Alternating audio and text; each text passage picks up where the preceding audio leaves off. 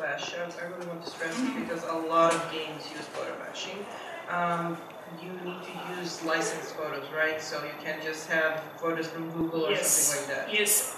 Although there are instances where you use photos that you didn't buy, but you need to change them a lot so that people can't tell, basically.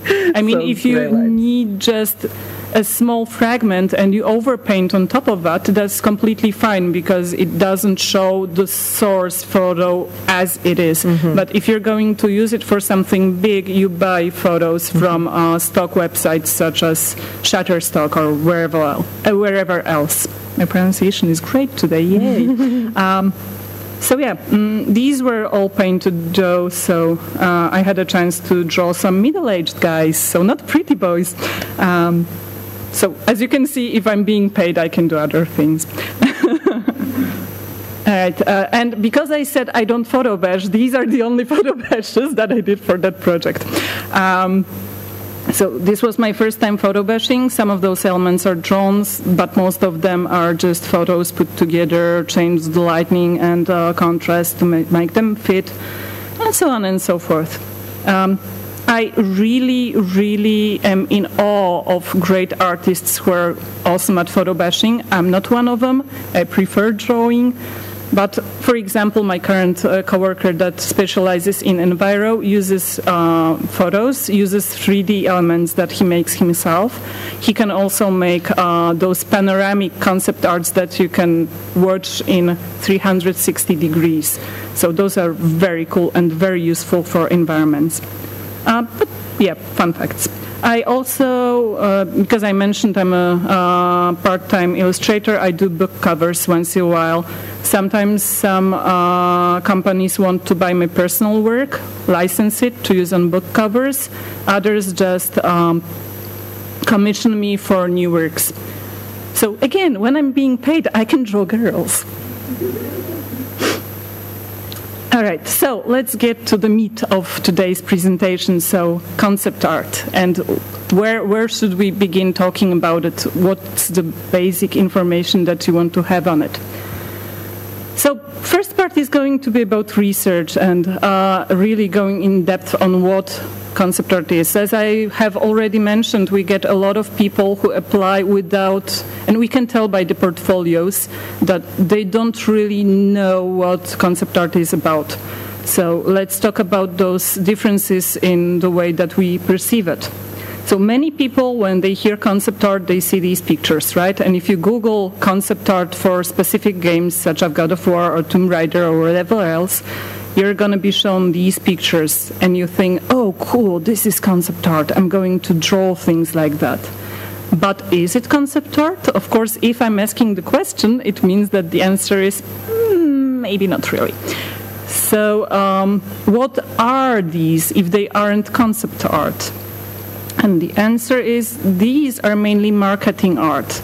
So we have promo arts, we have render paintovers, we have screenshot paintovers, we have mood arts, and the point is those are also things that concept artists often do.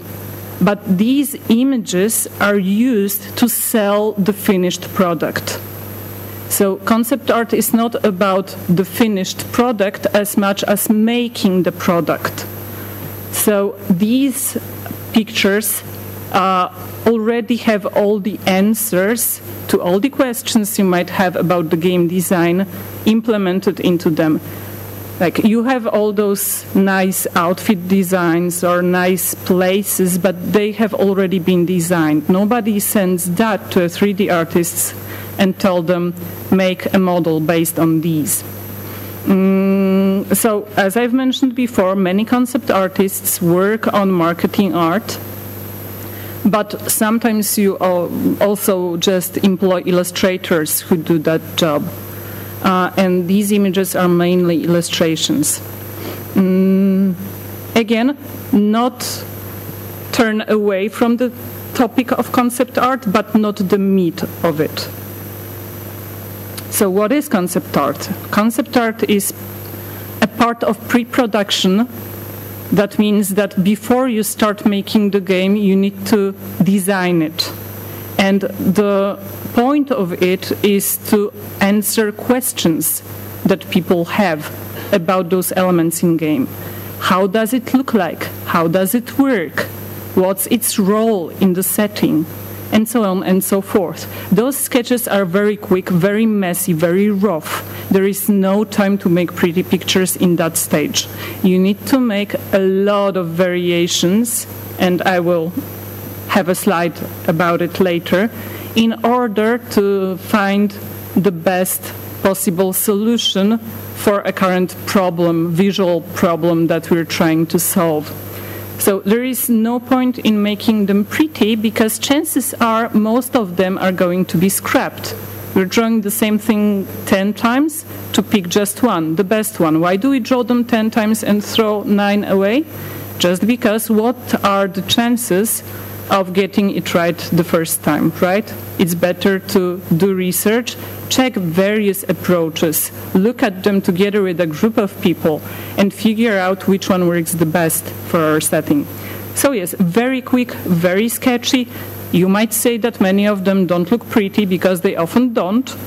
But the thing is that you have to produce a lot of new idea sketches. The idea is the most important. A lot of new idea sketches in a very short amount of time. We also have, like I said, a lot of iterations and a lot of variants to check various solutions of the same problem. And that can be connected to outfits of a character, to the things that they're using, to weapons, to faces, to places, to every element in a game that you can think of. So concept art is two words. There is concept, so the idea, and there is art, therefore the medium. And the first part, the concept, the idea, is the more important one. So many people kind of focus on whether it looks pretty, if the art part is there, but that's not the most important part. So let's break it up. What is the concept side? It's the problem solving, like I've already told you. We get a lot of input from various parts of the company. So we have the story from the narrative team. We get gameplay questions from the gameplay department. We have animator needs. We have 3D needs. We have all of this input that we have to digest and answer the questions: how does a certain thing work? What could it be? What is it made of? Because there is a lot of materials. We need to figure that out. How was it created often-wise? This is when we talk a lot with the narrative team. What's the role of that object in a game? An object or a person or a place? What meaning does it have, and what does it tell the player? And this is very important and sounds very abstract, but I'm hoping that I can sort of narrow it down for you with the next slides. And of course, I said that the concept part is the most important, but the artistic part is also to be taken into consideration. So the visual expression and record of the idea should be, like I said, fast, but also readable. It's very important that when you look at a concept, you know what part means what. It's not just random lines. It has to be credible, so when people look at it, they can believe what they are seeing. It's not something that looks too bizarre. Although we also have the question of the direction of the project. I will talk about it a little bit later. It has to be understandable for the players later on, but also for the team that's making the assets. And it has to have the variants, right? So I already talked about it, checking for the best solution. But as you can see, I didn't put anything about the medium here. So it doesn't really matter if you do it in Photoshop or Clip Paint Studio, or if you make a sculpture. I know that, for example, artists who work on Final Fantasy 15, some of them did make sculptures of the animals that you see in game. I actually had a chance to talk personally to them a year ago. and saw a lot of nice photos where they use actual animal parts like fish bones or cat claws in order to make those sculptures. So that's just a fun little thing. So now let's set various fields of art in general to talk about the differences. And here, this part of this presentation is actually composed by my art director, so she decided to put my stuff here. We have concept art versus illustration. And we have an example of a character from Far Cry 4 and my humble works. What are the differences? First of all, there is no way you can draw a character concept art by just making half the character with some crazy pose, and God forbid some parts that are very abstract. Like I use those elements where you can't really see where the head is starting and where it's finishing, and it's all FXs. The point is, illustration has a different role. Illustration is supposed to give you a certain emotion. It's about portraying a mood and invoking certain feelings in a person who looks at it. And it can be very artistic, and it doesn't have to give you answers to everything.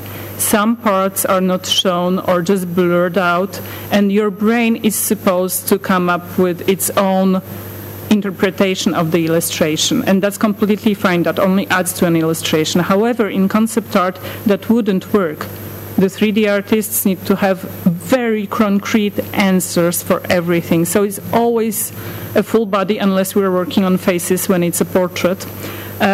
With front, back view, sometimes side view, with a very boring pose that doesn't obscure the character, because if you make a fancy pose, you can't see if there are buttons on the shirt or not, and so on and so forth. So often I see a lot of portfolio works that have those crazy perspectives and very dark shadows, and those often look wonderful as an illustration, but are unusable as concept art. Now, concept art versus fine art, let's call it so. Here is an example that has to do more with the environment, and the difference is when we look at the Uncharted 2 example, you can see very concrete places. Everything is very detailed. You can imagine how a player could move in this environment, where you could have paths that you can follow, which elements could be climbable, how you could interact with that place. However, on the illustration from Piotr Jabłoński, also a Polish artist, a very great artist who also sometimes works with concept art, but this is just his personal work. I'm a great fan, by the way.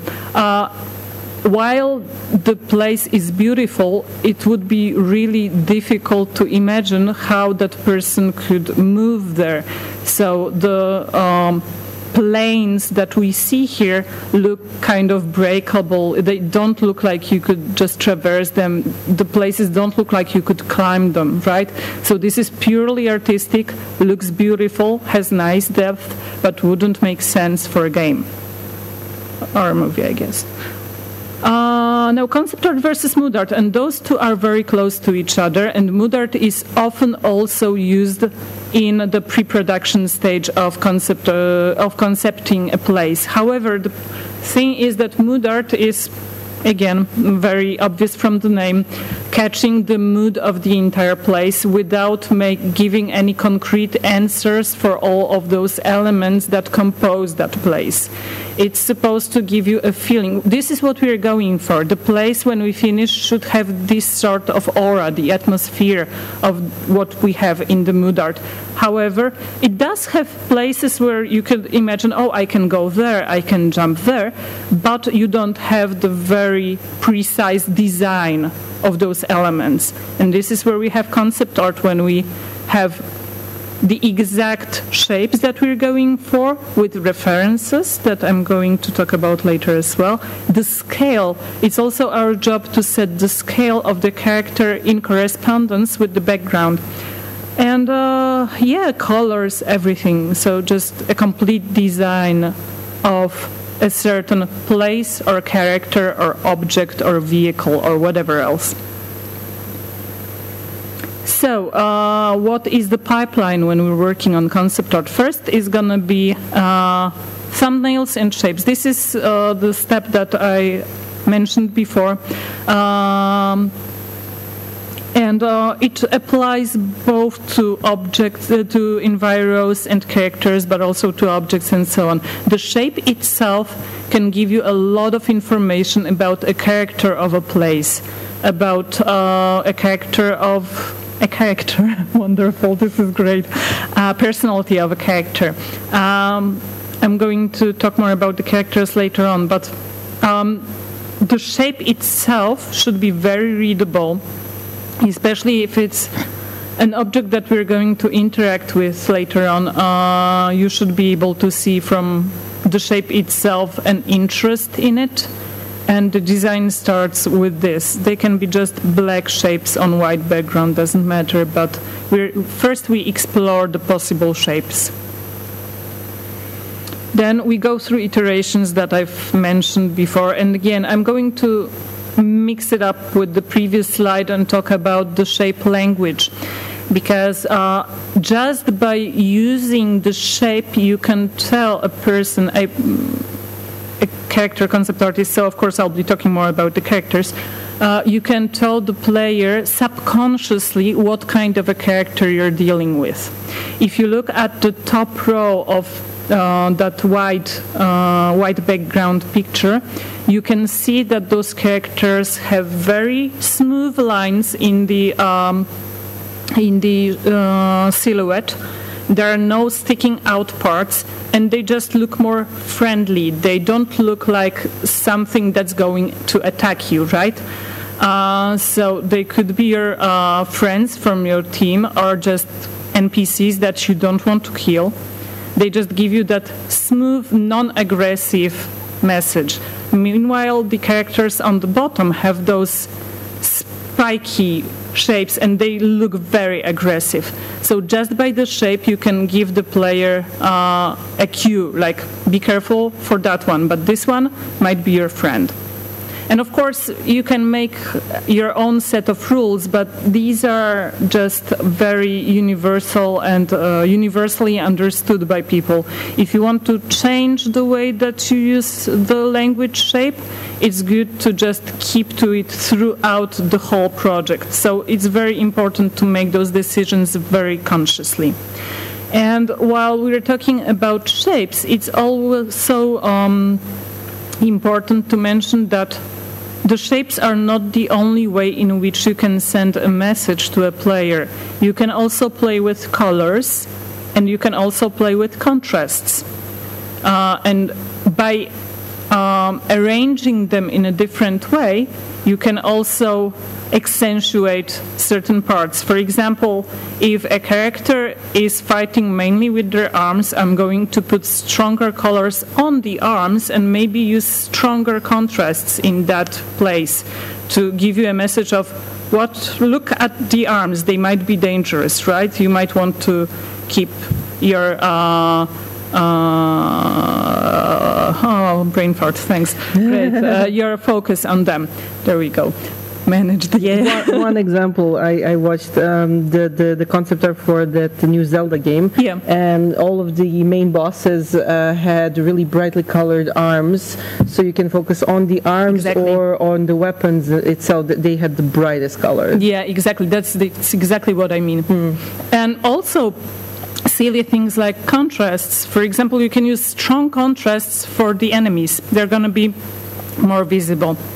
But also, you might want to make sure that while you're keeping the same language shape, you're also making those characters, for example, that you fight with, different among each other. So they should look like the same family because they're, for example, the race that is attacking you. But when you're playing the game, you want to know which one is a Tang and which one uses magic, right? So you should be able to tell which character is which just by taking a glance, and everything is moving. So, yeah. Again, it's always a lot of thought put into what should I highlight, how should I portray it in order to make it readable for the player. Yay, next slide. Concept art for production. So when we have all those answers, visual ones, that we want to put into the finished design, we need to prepare the work for the 3D artist. Which is why we make those additional shots, for example, the back view or the top view if it's an isometric game. We choose the colors, we look for references, very important.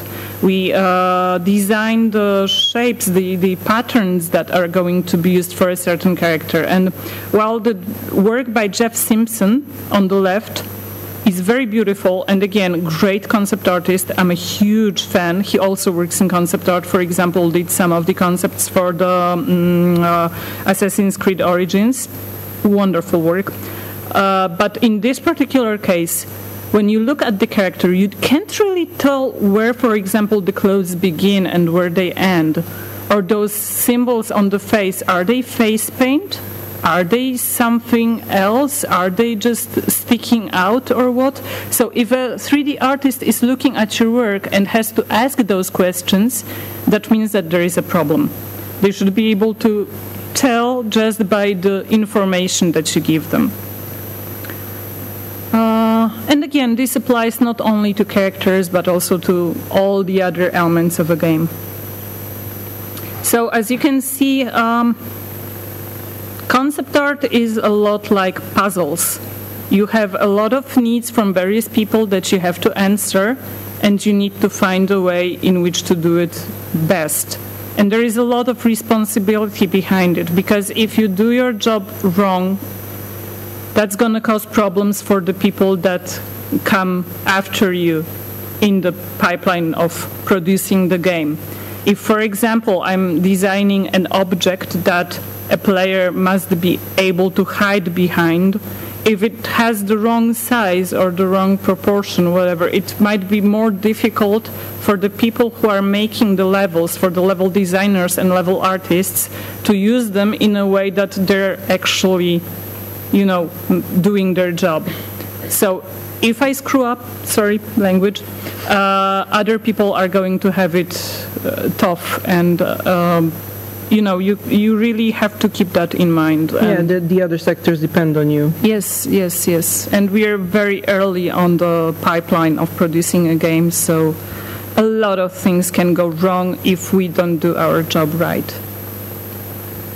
Okay, so that's the basics for that. So when we already know more or less what concept art is, we need to answer the next question. So what direction do we want to go in, and what do we want to specialize in? So what are our options? There are different styles for different companies and different projects. We have games like Red Dead Redemption, great, a tongue twister, thanks guys, which is a realistic TPP, third-person player game. We have Dishonored, which is more stylized fantasy, and this is first-person perspective game. But we also have Diablo, which is highly stylized, high fantasy, isometric game where we have the top views, and we have to take those into consideration while designing. So it's good to know what type of a game the company that we're applying for is going for. And I'm going to talk probably more about it in the portfolio part. I'm just checking the time. Okay, so the next big decision is whether we want to go into environment, characters, props and vehicles, and so on. So the environment part has a lot of tired. subdivisions, let's call it whatever, I can't think of a word now, that you have to think of while designing. You have to think of exteriors, interiors, but also single buildings or elements that are part of the architecture, or even fauna and flora. I mean, fauna is more of characters, flora is more of enviro. But, yeah, there is this branch that you can decide on. There's characters. And actually, this is a very nice idea of how a pipeline for character creation looks like. So, like I've mentioned before, you start with shapes and silhouettes, then you go sometimes into values to decide on the contrast throughout the character.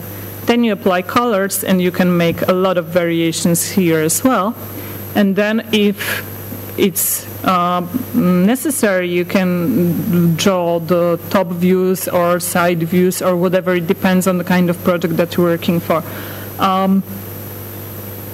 Yep, there is also a chance of going into prop and vehicle designs. So this is another branch that's also very important for many projects, and often-wise we have separate people who deal with those elements.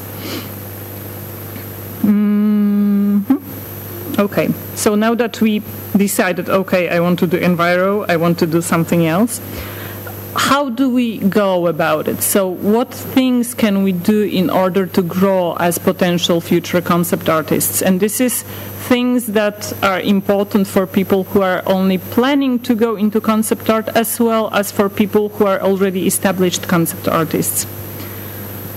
I'm going to be reading from the slide. You can read for yourself, but I'm going to read it for you anyway. So the thing is that you have to be expert in your field, which means that you know many things about the market of video games. So you play the games, but not just for fun, but to observe them. And you play all kinds of games, not only the ones that you love. And here, I'm an exception because I rarely play games. I watch walkthroughs because I need my time to draw. So, but many concept artists play a lot. It's still, you need to be very aware what's out there on the market and what is popular and why. You know the context. So again, you follow what's currently selling, what's being made in what company, in what country, what is being published. You observe all those trends to be able to make conscious decisions when it comes to your own project later on.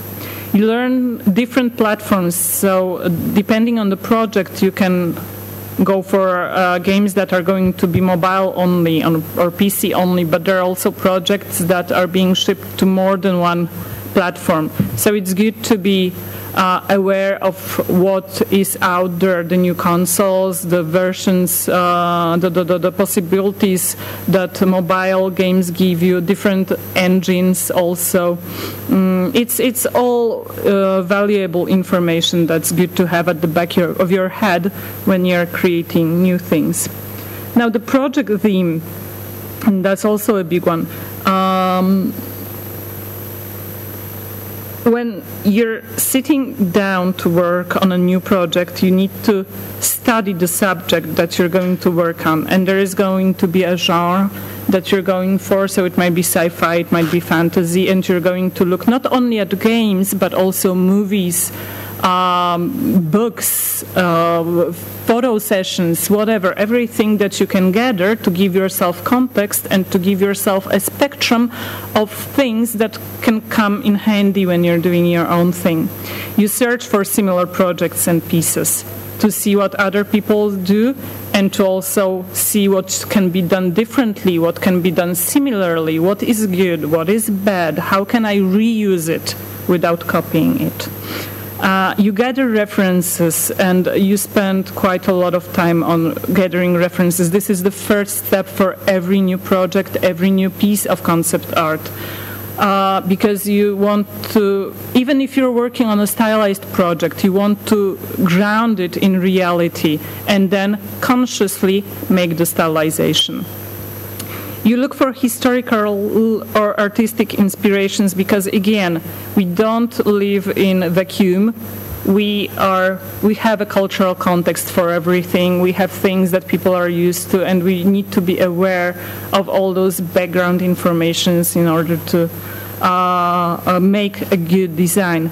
And you study the function, the origin, the types, the names of similar objects or phenomena. So if I'm designing a sword for a fantasy game that's set in medieval times, I'm going to look at the swords, and not only on the shapes that they have, but also I'm going to check, is this part that's wrapped around the handle, is it leather, or maybe it's some sort of a cloth, or maybe it's something else, or maybe it's wooden. So I'm going to look at all of those things and see a spectrum of possible solutions for the problem that I have before making a conscious decision. Now, means of professional growth. So many people ask, what should I do to be a good concept artist? Where should I find the information? And the answer is, it's all around you. Like, mostly online and offline courses. Like, when I was a kid, internet was still growing, and we didn't have that enormous source of information that you have in your hand at any given time. So don't just look at games, but also look at the sources of information that you do have. Instead of wasting time on wondering, where should I look, just sit down and look for those answers, because chances are you can find them pretty easily, especially these days. Look for YouTube channels and podcasts. There is Feng Zhu's online school that puts out tremendous videos on concept art.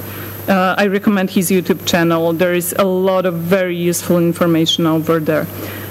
There are game dev-related events, and even though we're on a convention that has to do with Asia and manga and Asian pop culture, there are similar events, even if not in my country, maybe in nearby countries, that have to do with games. We have Gamescom, we have a lot of different ones. It's very simple to find them just by Googling them. If you want to be a concept artist, maybe consider going to one. So we also have concept art related events. So they're not only about games in general, but you have events such as Trojan Horse Was a Unicorn that's taking place in Malta these days, or Promised Land that takes part in Poland. Welcome. Although we don't have it this year because CD Projekt, who is the main organizer, is very busy with the cyberpunk, but I do think that they're gonna host it next year again. So this is a great place to learn new things as well. You also can cooperate on projects, and they don't have to be big projects. Maybe there is a group of people that is going to make an indie game at your university or wherever else. Consider joining a team and just trying yourself out in this new role. You can learn a lot even if your game doesn't get shipped or whatever. It's still a great experience.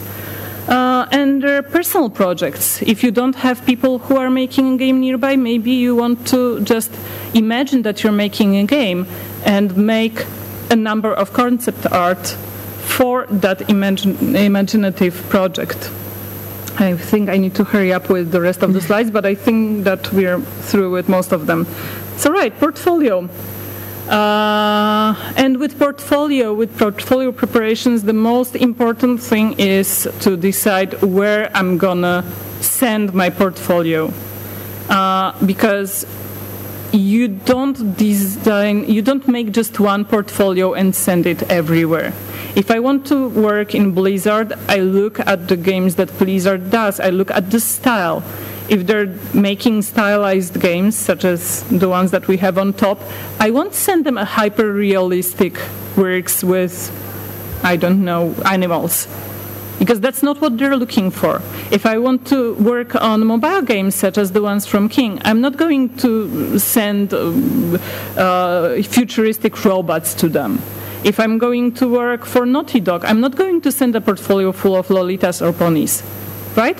So by tailoring a portfolio to a possible future employer, you are showing them that, yes, I did my homework.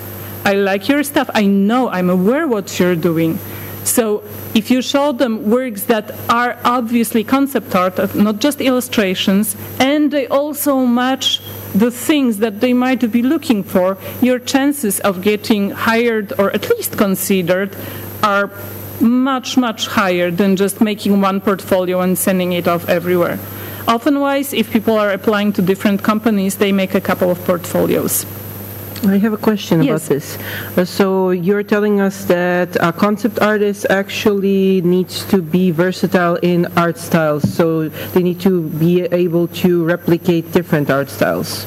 It's a good quality in a concept artist. However, you might have your favorite style and just apply to the companies that make similar projects. That's okay.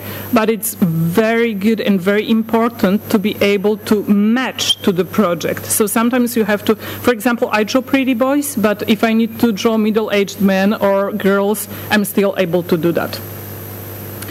So, yes, do your homework, prepare well, look for things that you can find easily. Go to events, look for various options, be active in your pursuit of the job. And now we have like less than 20 minutes, so I'm all yours. Do you have any questions? Yeah, we have one there. Just a moment, there is a mic coming, so I will be able to hear you. Is there a school that you can go to here or in nearby countries that is good or known for teaching concept art? I can't tell you about Serbia, maybe Mina can, but... No, there's nothing like that in Serbia. In Serbia, you can apply to start working at some local developers who are happy to have young artists just learn on the job. So there are several places I can show you if you're interested. But at the same time, I want to stress that while there are schools in various countries where you can learn concept art or game development in general, it's not necessary to go through such a school in order to get the job. And you learn the most on the job while you start working. And while we're speaking about that, when you're getting ready to send a portfolio, don't wait for the moment when you feel ready, because that moment never comes. You will always feel like, oh, this is not good enough. There is no point in waiting. You lose nothing by sending in a portfolio, and it's not you who decide whether it's good enough or not. So if you're trying to make a decision, should I send it in, shouldn't I? If it has the things that we talked about, just give it a try. Even if you don't get in, you can try again after you update it. So this is a very long and runabout answer to your question. I hope that it's still a satisfactory answer. Yes. Great. So there is that. Don't wait for the right moment, just send it in. All right, anyone else?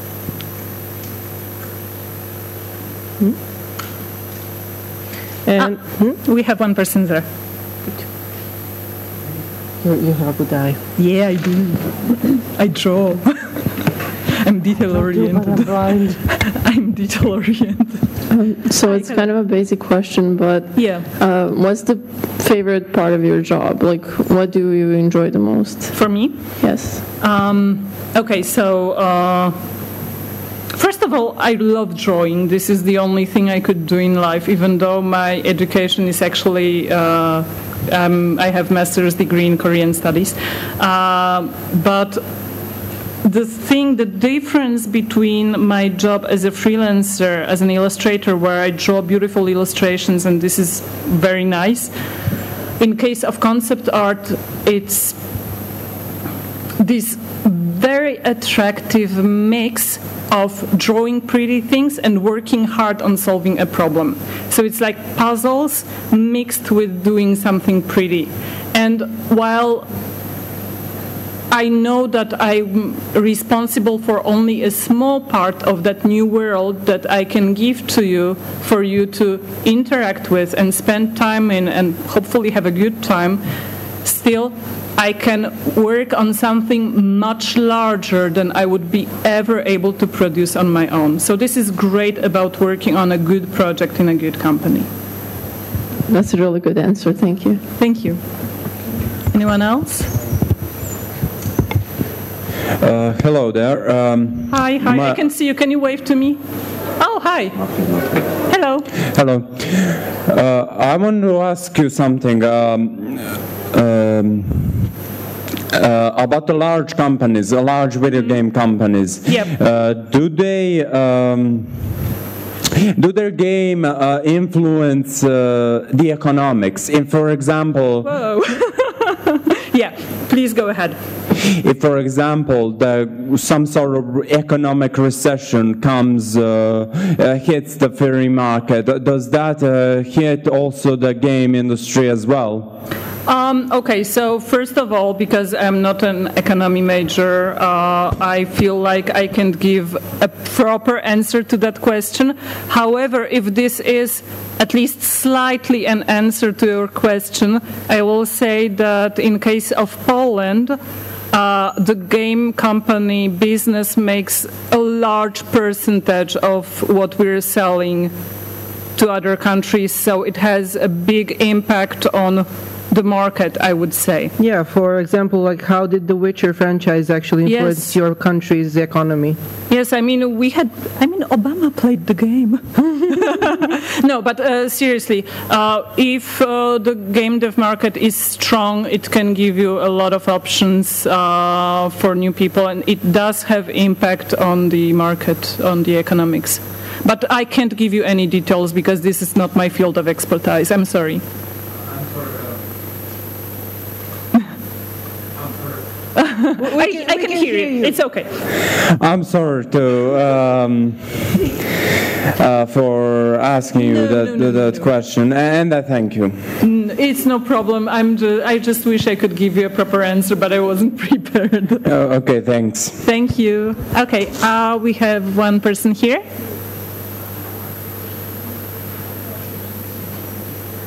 Third row.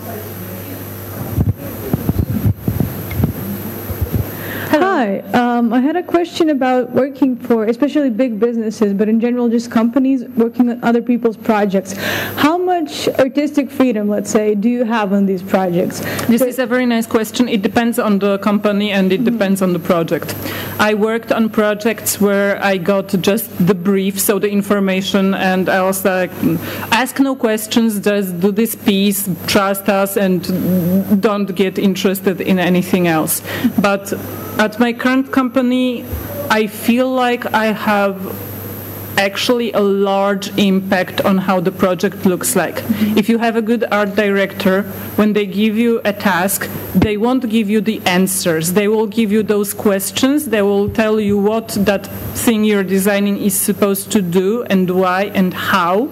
They will give you the context of the world, but they won't make you go for specific answers. That's one thing. Another thing is, I'm actually often just loosely talking with my coworkers from different branches, for example, from level design or level art, where we just sort of discuss, oh, this would be cool. How about we make something? And for example, I'm working on characters, but we think of a cool place for a new map. And we're like, let's make a sketch. So I sit down and I make a sketch of something that I'm not a pro in, and it's a very messy sketch. And my coworker takes it and he makes a block out, a white box of it, and we show it to our art director. And she can be like, oh, that's pretty nice, let's show it to the rest of the team. And if they agree on it, it can go into the project. So in this particular case, I do have a lot of impact on the project, but it's not the same in every company. So it really depends on where you're working. Hello. I would like to ask how often do you come across concept arts or illustrations or character designs for video games that are done traditionally? Not only concept sketches, the first stage of the thing, but also final sketches and finished projects done traditionally that are maybe scanned, and that's how they're implemented, because I think that could be an interesting stylistic choice in a video game, but for what I've researched, everything that I've come across was done traditionally. Digitally. Yes, I understand. Now, this is a nice question, and I can tell you that there is quite a lot of people that start, especially the first idea sketches. It's full freedom. You can draw it with ketchup on your plate. Doesn't matter. Just take a photo and send it in. But the fact is that since game industry is obviously digital, it needs to be digitalized at some point. And if you can put enough information into your traditional work that is later going to be scanned, that is fine. But if you need to include things such as, I don't know, texture photos and so on, it's better to add some digital at some point. But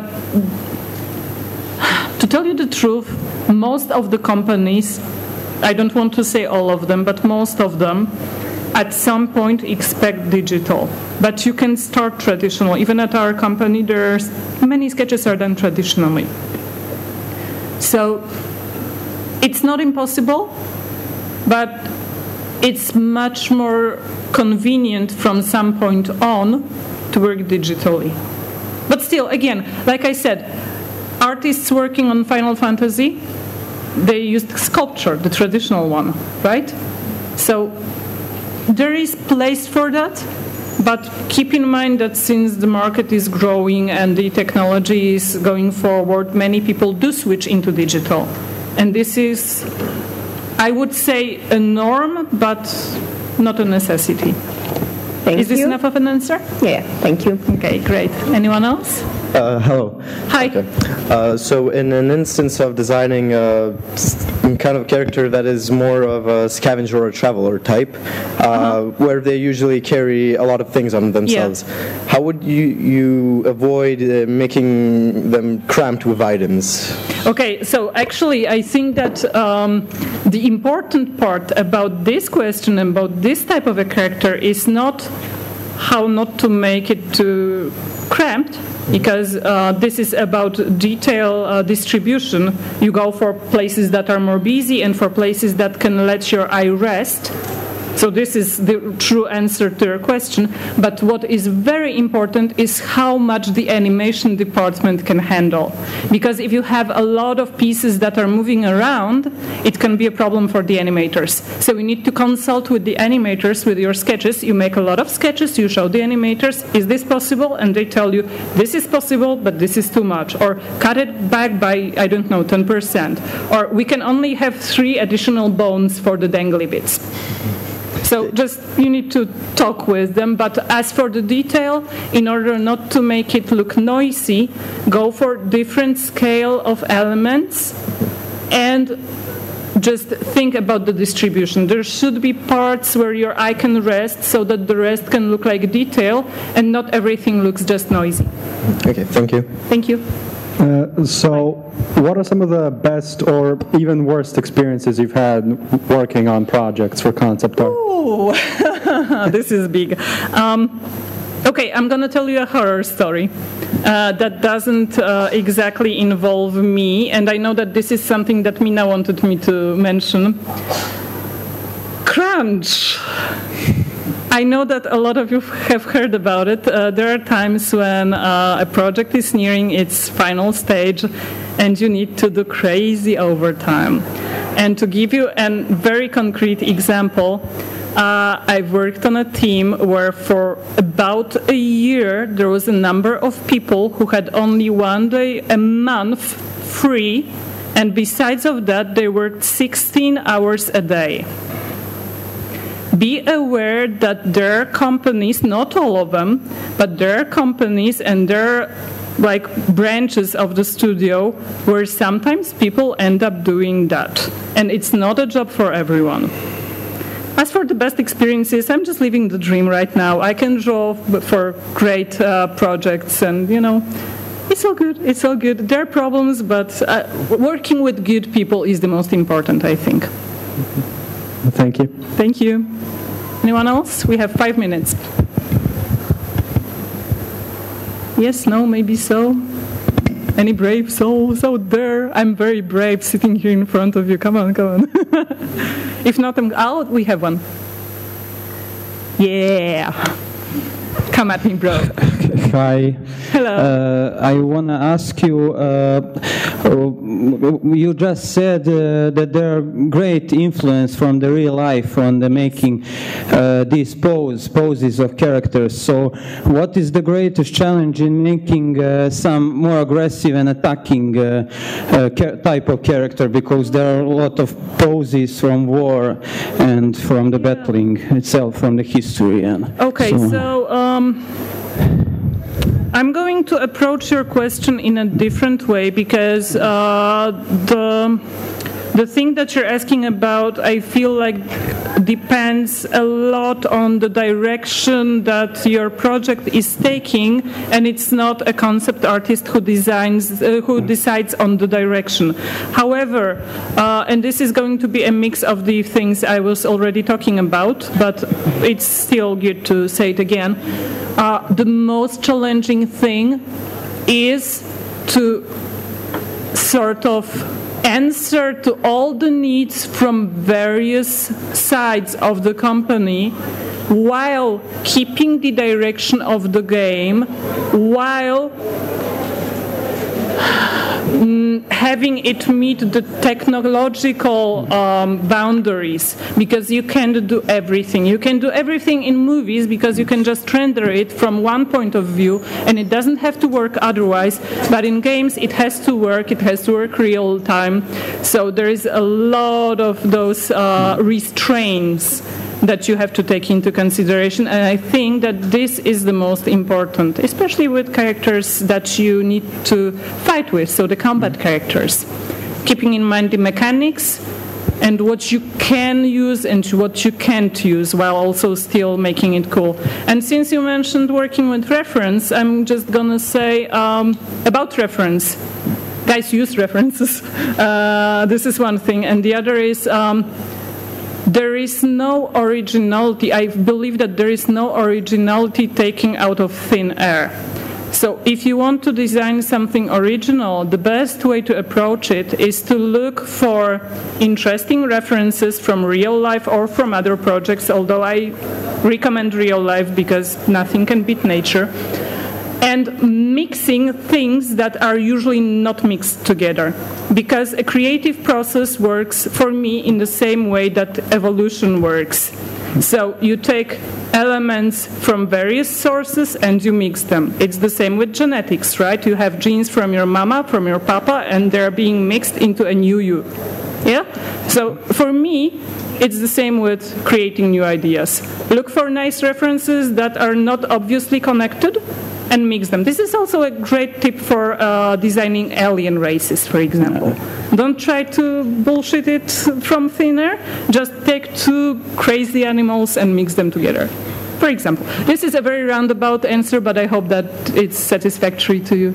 It's good, thank you. Great, thank you so much. Yeah, so we're out of time for this panel. Thank you guys for coming. Please have a round of applause for our guests. Yeah, thank you guys. Thank you. And see you in the next panel on Saturday. Thanks so much. Have a great time. See you around.